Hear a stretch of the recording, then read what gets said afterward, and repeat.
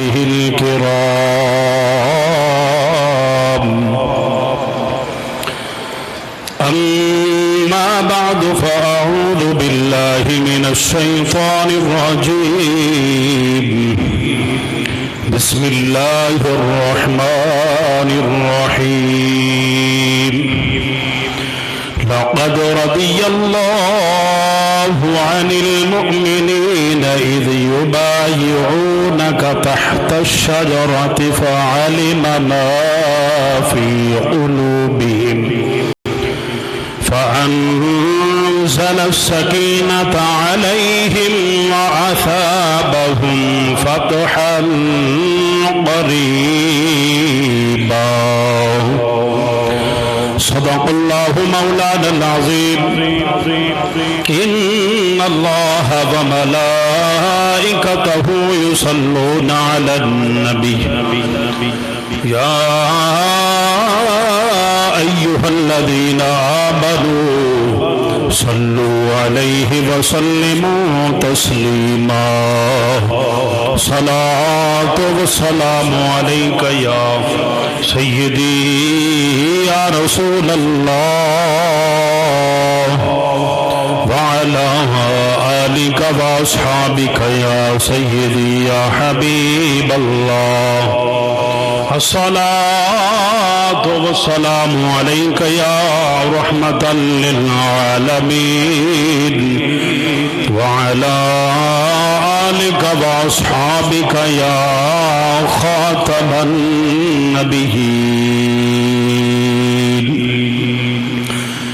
حمد و صلاة کے بعد نہایت ہی واجب الاحترام میرے مصطفیٰ کریم علیہ السلام کے غلام و امتیوں اللہ تبارک و تعالی کا بے حد شکر ہے کہ اس رب کائنات کی توفیق خاص سے آج ہم جمعۃ المبارک ادا کرنے کے لیے حاضر ہیں اللہ تبارک و تعالی ہماری عبادات کو اپنی بارگاہ میں شرف قبولیت عطا فرمائے ماہ ذی الحج جاری و ساری ہے عید قربان ادا کرنے کے بعد آج پہلا جمعۃ المبارک ہے اور یاد رکھ لیجئے کہ 18 ذی الحج شریف داماد رسول خلیفۃ المسلمین خلیفہ ثالث حضرت امیر المومنین سیدنا عثمان بن عفان رضی اللہ تعالی عنہ کی شہادت کا دن ہے تو اس حوالہ سے انشاءاللہ العزیز آج کا جمعۃ المبارک بھی اور آئندہ جمعۃ المبارک بھی ہم شان سیدنا عثمان بن عفان رضی اللہ تعالیٰ عنہ سماعت کریں گے ہمیں اپنے اسلاف کے اپنے بزرگوں کے ایام ان کے دنوں کے متعلق علم ہو کہ ہمارے بزرگ ہماری وہ عظیم ہستیاں وہ نفوس قدسیہ وہ ان کی پیدائش کب ہے ان کا وصال کب ہے ان کی اسلام کے لیے خدمات کیا ہیں اور انہیں اللہ کے ہاں یا نبی پاک صلی اللہ علیہ وآلہ وسلم کے ہاں کیا مقام حاصل ہے اللہ تبارک و تعالی قرآن مجید کے اندر صلح حدیبیہ کا ذکر کرتا ہے 26ویں سپارے کے اندر سورہ فتح کے اندر آیت نمبر 17 ہے 18 ہے 17-18 میں صلح حدیبیہ کا بیعت رضوان کا ذکر ہے. بیعت رضوان ہے کیا؟ نبی پاک صلی اللہ علیہ وآلہ وسلم آپ عمرہ شریف کرنے کے لیے تیار ہوئے تو کفار ان کی طرف حضرت عثمان غنی رضی اللہ تعالیٰ عنہ کو حضور علیہ السلام نے اپنا قاصد، اپنا نائب بنا کر بھیجا کہ اس بار جاؤ، جا کر کفار اور قریش مکہ سے یہ کہہ دو کہ ہم آپ سے جنگ نہیں کرتے، ہم صرف آ رہے ہیں، کعبۃ اللہ کا طواف کریں گے، عمرہ کریں گے اور واپس پلٹ آئیں گے، ہمارا جنگ کا ارادہ نہیں، ہمارا اس سال آپ سے معاہدہ ہے کہ ہم آپ سے جنگ نہیں کریں گے۔ نبی پاک صلی اللہ علیہ وآلہ وسلم نے حضرت عثمان غنی رضی اللہ تعالیٰ عنہ کو بھیجا۔ حضرت عثمان پاک وہاں پہنچے اور ساتھ یہ بھی حضور علیہ السلام نے خوشخبری کا پیغام بھیجا حضرت عثمان غنی کے سبب سے، ذریعے سے، وہاں مکہ کے جو مسلمان کمزور ہیں انہیں جا کر یہ خوشخبری سنا دیجئے گا، انشاءاللہ ان قریب مکہ فتح ہوگا اور ہم یہ کعبۃ اللہ آزاد ہوگا اور ہم کعبۃ اللہ کا طواف کریں گے، ہمیں کعبۃ اللہ کے طواف سے کوئی نہیں روک سکتا۔ یہ پیغام لے کر حضرت عثمان غنی رضی اللہ تعالیٰ عنہ وہاں پہنچے تو قریش مکہ نے حضرت عثمان غنی کو کہا کہ آپ کعبۃ اللہ کا طواف کر لیں، ہم آپ کو طواف سے نہیں روکتے، جتنا مرضی ہے آپ طواف کریں، لیکن ہم تمہارے نبی کو یہاں نہیں آنے دیں گے ابھی۔ ادھر پیچھے خبر پہنچی حضور علیہ السلام تک اور صحابہ میں یہ بات پھیل گئی، کچھ کہنے لگے کہ حضرت عثمان غنی وہاں گئے ہیں اور وہ حضور علیہ السلام کے بغیر ہی، آپ کے سوا ہی وہ وہاں جا کر طواف کرنے لگ گئے ہیں اور انہوں نے طواف کر لیا ہے۔ کچھ لوگوں میں یہ افواہ اٹھی، انہوں نے حضرت عثمان غنی کو روک لیا، تو یہ افواہ پیچھے اٹھی کہ حضرت عثمان غنی کو شہید کر دیا گیا ہے۔ یہ خبر، یہ افواہ پھیلی تو نبی پاک صلی اللہ علیہ وآلہ وسلم آپ نے صحابہ کرام کو تسلی دی کہ معاملہ بالکل درست ہے کہ عثمان میرے بغیر طواف نہیں کر سکتا، عثمان مجھے چھوڑ کے طواف نہیں کر سکتا، میری اتباع کے بغیر، میرے بغیر عثمان یہ کام نہیں کر سکتا۔ سبحان اللہ۔ اور بات بھی یوں ہی ہوئی، حضرت عثمان غنی کو کہا گیا تو آپ نے فرمایا آپ تو طواف کی بات کرتے ہو، میں تو اپنے نبی کے سوا اگر طواف کروں گا تو اپنے نبی کے ساتھ کعبۃ اللہ کا طواف کروں گا، ورنہ میں وہاں جانا ہی گوارا نہیں کرتا، میرے نبی پہ پابندی ہے، میرے نبی پاک صلی اللہ علیہ وآلہ وسلم کو وہاں نہیں جانے دیا جا رہا، تو عثمان کون ہوتا ہے جو حضور کو چھوڑ کر کے کعبۃ اللہ کا طواف کرے؟ ورنہ مسلمان کعبہ کے لیے ترستے ہیں، کعبۃ اللہ جانے کے لیے مسلمان ترستے ہیں،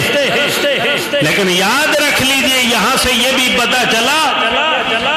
جو صرف یہ کعبۃ اللہ جانے کی بات کرے، در مصطفیٰ پہ جانے کی بات نہ کرے۔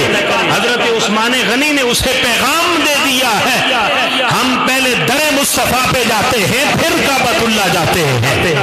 بولو، ہم سب سے پہلے در مصطفیٰ پہ جاتے، حضور کی اتباع میں کعبۃ اللہ جاتے ہیں۔ اگر حضور کی اتباع نہیں، حضور کا ساتھ حاصل نہیں، تو پھر ہم کعبۃ اللہ بھی نہیں جاتے۔ اور پھر وہ جو وہاں جاتے ہیں، کعبۃ اللہ جاتے ہیں، وہیں سے واپس پلٹ کے مدینہ شریف حاضری نہیں دیتے، واپس پلٹ کے آ جاتے ہیں، کہتے ادھر کیا کرنے جانا ہے، ادھر کیا کرنے جا رہے ہو؟ آج کعبۃ اللہ کا تم نے طواف کر لیا، مقدس مقامات پہ پھیرے لگا لیے، سارے حجر اسود کے سامنے کھڑے ہو کے نفل پڑھ لیے، صفا اور مروہ پہ سعی کر لی، سارے ارکان حج ادا کر دیا، مدینہ جانے کی کیا ضرورت ہے؟ ان کے لیے میرے اعلیٰ حضرت امام اہل سنت کشتہ اس کے رسالت شاہ امام احمد رضا خان فاضل بریلوی رحمت اللہ تعالی علیہ کا پیغام، حاجیو آؤ شہ शहनशाह का रोजा देखो, आओ शहनशाह का रोजा देखो। अरे काबा तो देख चुके हो, अब काबे का काबा देखो। हाजियों आओ शहनशाह का रोजा देखो। हाँ हाजियों आओ शहनशाह का रोजा देखो। अरे काबा तो देख चुके हो, अब काबे का काबा देखो।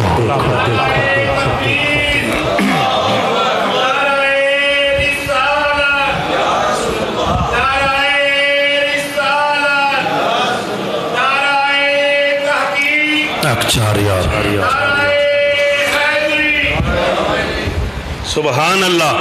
तो वो नफूस कुदसिया, अब काबे का काबा कौन है, किसको कहा है आला हजरत ने काबे का काबा देखो। अरे काबा तो देख चुके हो, अब काबे का काबा देखो। यानी बता ये रहे हैं काबातुल्लाह तो देख लिया है, अब काबातुल्लाह को, ये जो काबातुल्लाह है इसको काबा बनाने वाले मोहम्मद अरबी का रोजा देखो। काबा बना है तो हुजूर की वजह से बना है, हुजूर सलातो-सलाम की मर्जी थी तो ये काबा बना है। काबे की जियारत तो कर चुके हो, अब आओ मोहम्मद अरबी के मजार की, आपके रोजे की जियारत कर लो। क्या लेने जाते हो, उनके लिए ये जवाब बड़ा है, क्या लेने जाते हो। तो हजरत उस्मान गनी रदी अल्लाह ताला अन्हु, आपने कहा नहीं, मैं हुजूर अलैहिस्सलाम को छोड़ करके मैं काबातुल्लाह का तवाफ नहीं कर सकता। वहां तवाफ करना तो कुजा रहा, मैं तो वहां जाना ही गवारा नहीं करता। इसलिए पता चला कि मुसलमान की इबादत हो तो इत्तिबाए मुस्तफा में हो, हुजूर अलैहिस्सलाम की ताबेदारी में हो, पीछे रहते रहते इत्तिबा में हो रब की इबादत, तब अल्लाह ताला उसे कबूल फरमाता है, तब अल्लाह उसे शर्फ कबूलियत अता फरमाता है। ये कहां से हमें पता चला, वरना काबातुल्लाह का तवाफ करना थोड़ी इबादत है। हम सिर्फ काबातुल्लाह को देखने के लिए तरसते हैं, हाँ जो गए उन्हें पता है। लेकिन याद रख लीजिए ये काबातुल्लाह को देखना भी हमारा हुजूर की गुलामी में होगा। हुजूर अलैहिस्सलाम की इत्तिबा में काबातुल्लाह को देखेंगे, इबादतें करेंगे, रियासतें करेंगे, सारे अमाल करेंगे, लेकिन किस तरह, हुजूर अलैहिस्सलाम की इत्तिबा में, ताबेदारी में, पीछे रहते हैं। तो ये खबर पीछे फैली कि हजरत उस्मान गनी ने तवाफ भी कर लिया है। हजरत उस्मान गनी ये भी खबर फैली कि उनको शहीद कर दिया गया है। नबी पाक सल्लल्लाहु अलैहि वसल्लम के सहाबा में गैज़ व गज़ब फैल गए, गुस्सा, गम, गुस्से की लहर दौड़ी। नबी पाक सल्लल्लाहु अलैहि वसल्लम ने दरख्त के नीचे सहाबा को इकट्ठा फरमाया। मेरे मुस्तफा करीम अलैहिस्सलातु वस्सलाम के गुलामों,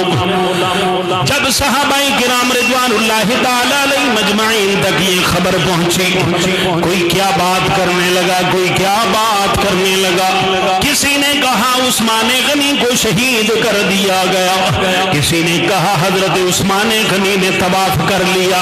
हुजूर अलैहिस्सलातु वस्सलाम को छोड़ करके हजरत उस्मान गनी ने तवाफ कर लिया है। नबी पाक सल्लल्लाहु अलैहि वसल्लम के उम्मतियों, हुजूर अलैहिस्सलाम से मोहब्बत का दम भरने वालों, जब सहाबाए किराम में ये चेमे गोइयां, ये अफवाहें फैलने लगी, नबी पाक सल्लल्लाहु अलैहि वसल्लम ने सहाबा को इकट्ठा फरमाया, सहाबा को तैयार किया, सहाबाए किराम से बैत ली कि जो जो हमारे साथ कुफार से जंग करने के लिए तैयार है तो आए मुझ मोहम्मद के हाथ पे बैत कर ले। नबी पाक सल्लल्लाहु अलैहि वसल्लम ने सहाबा से बैत ली, जिसको बैते रिदवान कहा जाता है। सारे सहाबा ने बैत की। जब हजरत उस्मान गनी रज़ियल्लाहु ताला अन्हु आपकी बैत का नंबर आया तो नबी पाक सल्लल्लाहु अलैहि वसल्लम आपने अपना बायां हाथ, उल्टा हाथ दाएं हाथ के ऊपर रख के फरमाया कि ये उस طرف سے بیعت ہے، بیعت کر کے اپنا بایاں ہاتھ دائیں ہاتھ کے اوپر رکھ کر کے نبی پاک صلی اللہ علیہ وآلہ وسلم نے فرما دیا اور بتا دیا کہ جو یہ کہنے لگے کہ ہم حضرت عثمان شہید ہو چکے ہیں، اور بعد میں آنے والوں کے لیے بھی کہ جو سے سمجھتے ہیں کہ نبی پاک صلی اللہ علیہ وآلہ وسلم کو خبر ہوتی تو حضور علیہ السلام صحابہ کو بتا دیتے کہ کعبۃ اللہ میں گئے، مکہ شریف میں حضرت عثمان بن عفان گئے اور انہیں وہاں شہید نہیں کیا گیا۔ جو افواہیں پھیلی، جو باتیں صحابہ کرام میں پھیلی، تو حضور علیہ السلام نے صحابہ کو بتایا نہیں، یہ بیعت حضور علیہ السلام کا کرنا، صحابہ کرام سے بیعت لینا، ہاتھ پہ ہاتھ رکھ کے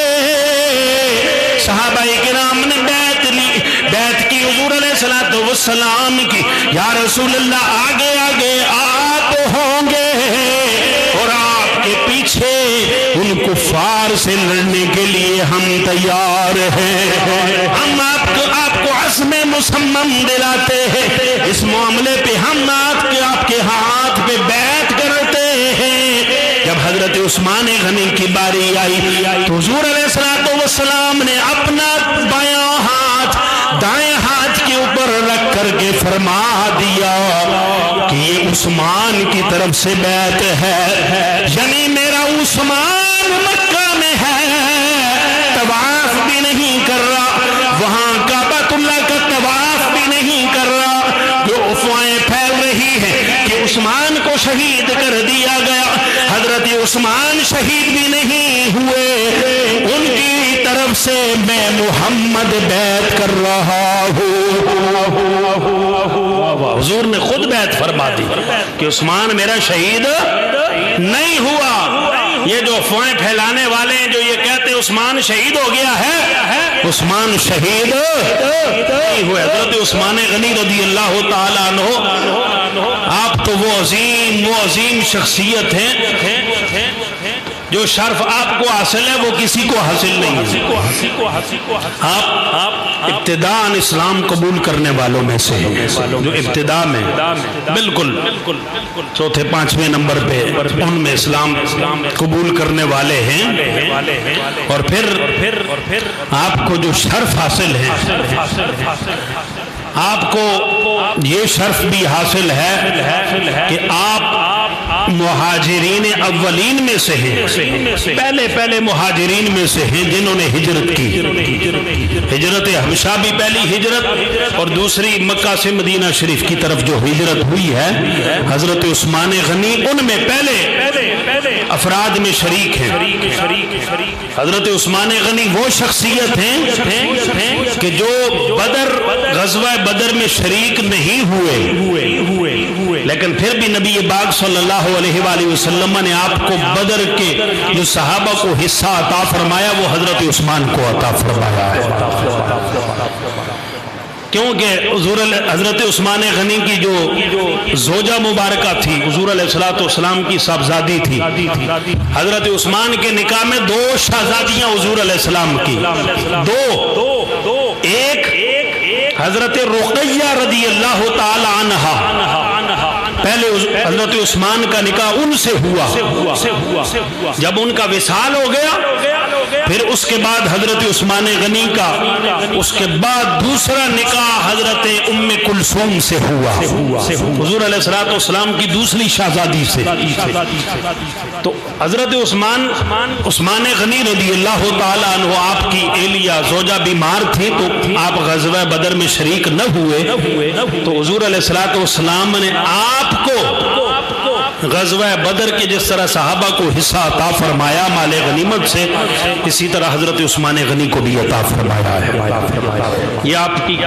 کتنی، یہ بھی فضیلتوں میں سے ایک فضیلت ہے، اور آپ کی یہ فضیلت کہ حضور علیہ السلام کی 2 شہزادیاں آپ کے نکاح پہ،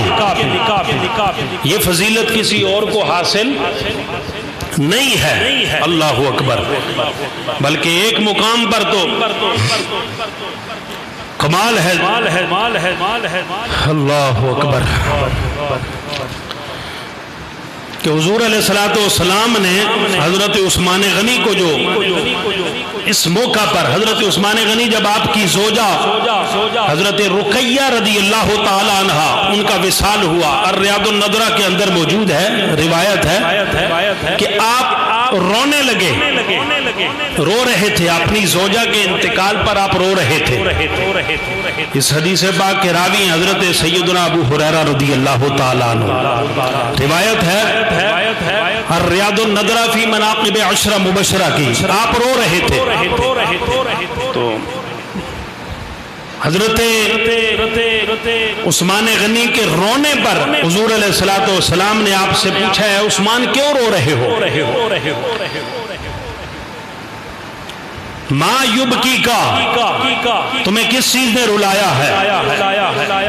تو حضرت عثمان غنی حضور علیہ السلام کی خدمت میں عرض گزار ہوئے، اب کی اعلی انقطاع سحری من کا، اے اللہ کے نبی میں اس لیے رو رہا ہوں کہ میرا جو آپ سے ایک سسرال والا رشتہ تھا وہ ختم ہو گیا ہے۔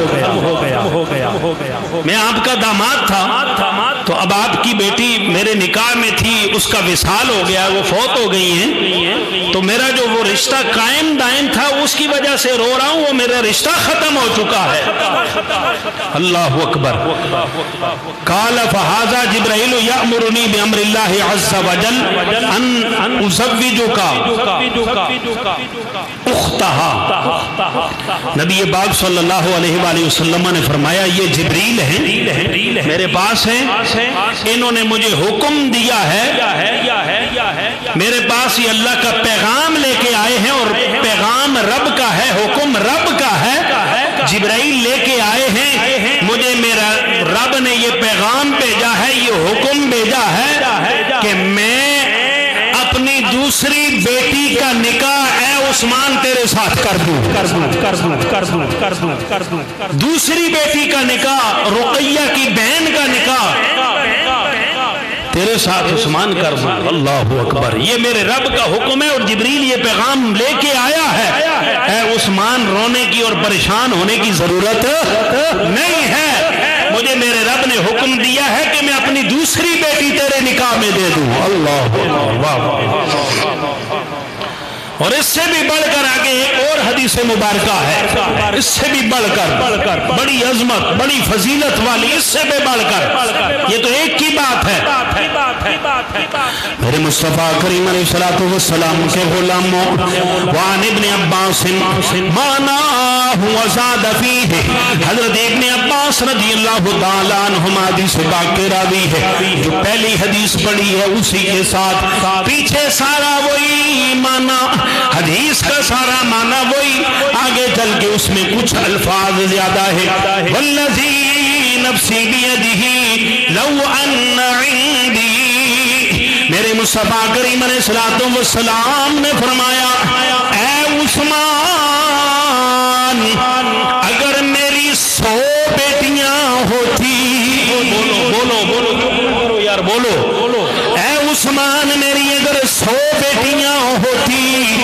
ایک فوت ہوتی، ایک کے بعد دوسری نکاح میں دے دیتا، دوسری فوت ہوتی تو تیسری نکاح میں دے دیتا، تیسری فوت ہوتی تو چوتھی نکاح میں دے دیتا، اسی طرح کرتے کرتے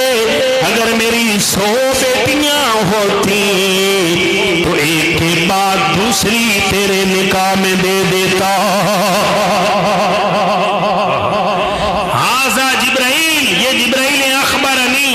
ان عز وجل یأمرنی ان ازوجک اختہا وان اجعل صداقہا مثل صداق اختہا۔ اللہ اکبر، یہ جبرائیل رب کا پیغام لے کر آئے ہیں کہ میں رقیہ کی بہن کا نکاح عثمان سے تیرے ساتھ ہے، عثمان کروا دوں، اور جو مہر حق مار میں نے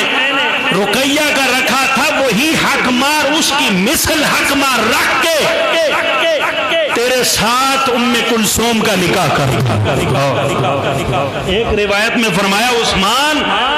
اگر میری 40 بیٹیاں ہوتی، کتنی 40 بیٹیاں ہوتی تو ایک ایک کر کے ایک فوت ہوتی تو دوسری فوت ہوتی تو تیسری یکے بعد دیگر میں 40 کی 40 عثمان تیرے نکاح میں دے دیتا ہوں. سبحان اللہ. ایک میں فرمایا 100 بیٹیاں ہوتی تو 100 کی 100 تیرے نکاح میں دے دیتا. یہ فضیلت کس کو حاصل ہے؟ حضرت عثمان غنی کو حاصل ہے.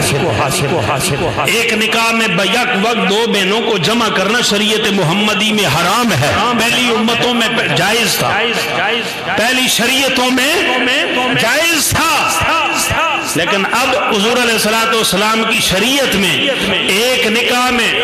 جو قرب کے رشتے ہیں, جس طرح پھوپھی ہے اور بھتیجی ہے, سگے جو رشتے ہیں, ان 2 کو ایک نکاح میں ایک شخص دونوں کو ایک نکاح میں نہیں رکھ سکتا. اسی طرح سگی خالہ ہے, سگی بانجی ہے, ان دونوں کو ایک شخص اپنے بیک وقت ایک نکاح میں دونوں کو نہیں لا سکتا. اسی طرح 2 سگی بہنوں کو بھی اپنے نکاح میں ایک فرد نہیں رکھ سکتا. ایک فوت ہو جاتی ہے تو دوسرے کو اگر رکھتا ہے, دوسرے سے نکاح کرتا ہے تو شریعت میں جائز ہے. بیک وقت ایک نکاح میں 2 سگی بہنوں کو رکھنا کیا ہے؟ حرام ہے. یہ جو فرمایا ایک فوت ہوتی تو دوسری, تو یہ ایک کی موجودگی میں دوسری نہیں, بلکہ ایک فوت ہو جاتی دوسری فوت ہوتی تیسری. اس طرح 40 سے لے کر 100 تک بھی اگر ہوتی تو اے عثمان میں 100 بیٹیاں اپنی ایک کے بعد دوسری تیرے نکاح میں دے دیتا. یہ شرف کس کو حاصل ہے؟ حضرت عثمان غنی کو حاصل ہے. اور پھر اسی طرح آپ کو یہ شرف بھی حاصل ہے کہ آپ قرآن کو جمع کرنے والے ہیں, قرآن کو اکٹھا کرنے والے ہیں. یہ حضرت ابوبکر صدیق کو بھی یہ شرف حاصل ہے, حضرت عثمان غنی کو بھی یہ حاصل ہے. یہ جو ہمیں آج اس صورت میں نظر آ رہا ہے تو یہ حضرت عثمان غنی رضی اللہ تعالی عنہ